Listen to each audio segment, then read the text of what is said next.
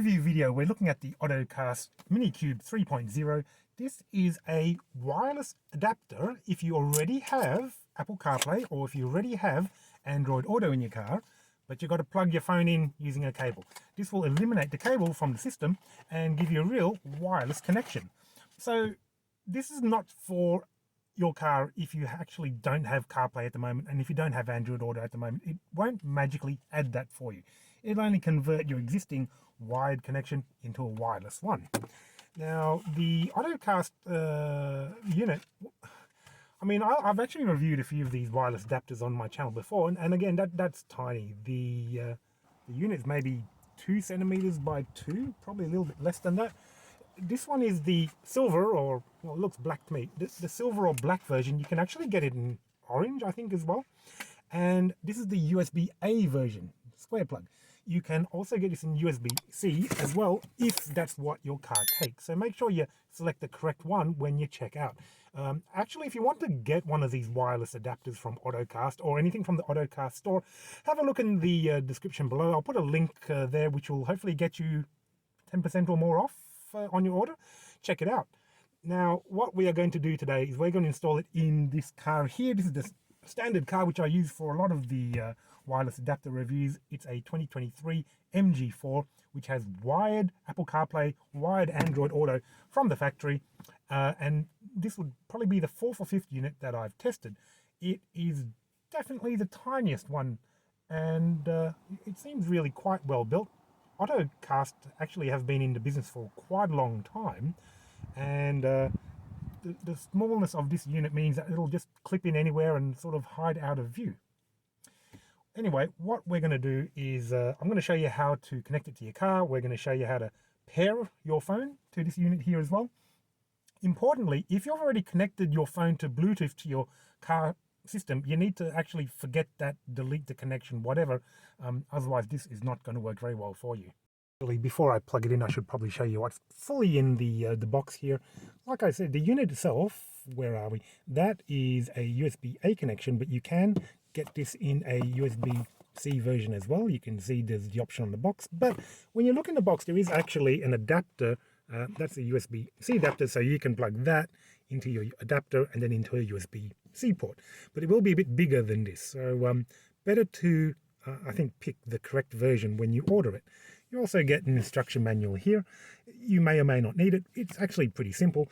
I'm going to show you how it's going to work here. We're in the 2023 MG4. We do have CarPlay and Android Auto from the factory, but it requires to be plugged in. Now, in this particular car, every car is different. It plugs into these ports here under the gear selector. This is a slightly older model MG4 now. On the left, we have the USB-A port. That's the only port in this car that will work with your CarPlay or Android Auto wired connection. Do have a USB-C connection here. That's only for power. So I've got a spare cable here which I normally plug in, and that gives power to the phone when I need it. Now, the current unit which I've been using in this car, you can actually kind of see it up there. This is the Car Link kit. It's actually one of the first units I've had. It is actually kind of big.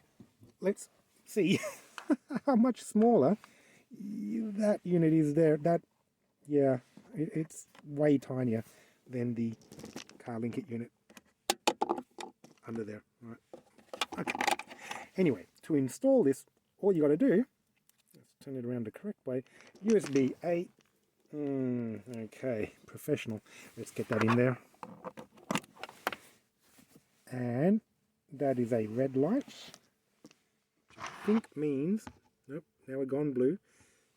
And when we look up here, the screen has all of a sudden connected to our USB-A Ottocast Mini Cube 3.0 wireless Android wireless CarPlay unit. Quite nice. It tells you how do you actually connect your how do you actually connect your phone wirelessly to that unit under there now. How do we do it? Go to your phone, turn on Bluetooth, select that Bluetooth ID, allow all connections, and that should allow, magically, wireless Android Auto to the car. So this is my phone. It's a Motorola G86 Power. It's a cheap and cheerful Actually, quite a good phone for the money. As you can see, we've got a number of Bluetooth devices available. The one that we need is called, in this particular unit, Car2-10D7, which is there. Hit that button. And do we want to pair it to the car? Of course we do. We want this to work properly. Hit that. And then if we give that a moment, we'll see what happens on the screen here. Now, usually the first time you connect, it does take a little bit longer because it's got to negotiate passwords and allow the connection and all that kind of thing. So the first connection like this will take a little bit longer than usual, but oh, there we are already. So my phone using the Ottocast Mini Cube 3.0 unit. So connection really quick and easy. Number one thing you have to do is make sure that you disconnect and delete any existing connection from your car to the car's Bluetooth. Otherwise, it will take priority connecting to that and it won't connect to the Ottocast unit that you've put in.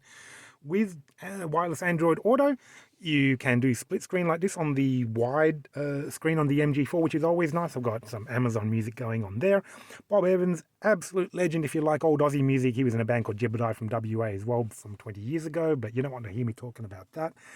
It takes up 1/3 of the screen. You can make it full screen, and the maps here 2/3 of the screen as per usual. For some reason it's on night mode. I don't know why I've done that. This takes you to the app screen on your phone, on your Android Auto Wireless. So you can download a bunch of apps which are compatible with Android Auto. ABC Listen if you like all the lefty woke stuff like I do. You've got Maps. You've got Messenger. Paystay is for paying very expensive parking here in Melbourne. Digital radio through TuneIn, Spotify, of course. WhatsApp as well will pop up on the screen too. You can't, on this particular unit, automatically do things like YouTube or Netflix or Prime Video. You are limited to what apps you are permitted to use on Android Auto, and it does not allow you to use streaming video when you're driving for pretty obvious reasons anyway. So yeah, that was wireless connection Android Auto. Super easy. I'm going to grab an iPhone next. We're going to see how well it connects to Apple CarPlay wirelessly. Don't forget, if you want to pick up one of these Ottocast units, like that. If you want to pick up an Ottocast unit, I'll put a link in the description below with a discount code, so you can grab anything off the store. It doesn't have to be the Ottocast Mini Cube 3, which I'm reviewing here. It can be any of the units on the store. Pick it up for a discount, and yeah, let's have a look at wireless Apple CarPlay in the car. I've left the car for about half an hour now, and I just want to make sure that it will still reconnect when I get in with my Android phone, because what I've noticed in the past with a lot, or well, not a lot, but most of these wireless units, is that they can get a bit confused and not reconnect, and meaning you have to physically remove the unit and plug it back in, or use some stupid switch for it, which kind of takes away all the advantage of having a wireless adapter if you've got to physically plug and unplug something in. The reason for that is usually the unit there starts up too quickly for the wireless adapter. What does that mean? Oh, no, that seems to work just fine. Fantastic. So the great thing about the Ottocast Mini Cube 3 is that it works with the MG4 EV electric without the need to adjust any of the settings. With some of the other units, if you find that it doesn't reconnect automatically, you actually need to go into the settings somehow and adjust the startup delay to 20 seconds. That normally does the trick. Anyway, the great thing is I can confirm it works fine with wireless Android Auto, even when you get out of the car and go back into it. What we'll do now is we're going to connect up wireless CarPlay and make sure that works as well. So we're back at this screen here. I've got my wife's iPhone, whatever it is, and we're going to hit this button here, Car2-10D7, which should correlate to the unit up here. Give it a moment and it should connect to the Ottocast unit. There we go, pairing request. Hit the pair button, and then again pretty quickly we should find that the wireless connection of the iPhone to the CarPlay unit should work. So the one thing that I find on a lot of these units is that if you get into the car and you've got like my Android and my wife's iPhone, it's a bit hard to tell which one is going to connect to. If there was a little software or a hardware switch that we could use to just switch between the two, that'd be nice, but There we go. Really fast connection again to Apple CarPlay. It takes us straight to our app screen. So just like looking at your phone or your iPad, you've got all your regular kind of programs. Phone, of course, where you can call people. Apple Music, I'm guessing, Apple Maps. I think it's a lot better than what it used to be, but I still prefer Google Map. Podcast, all the rest of it. MG, because this is an MG and Tina's already got the MG app installed.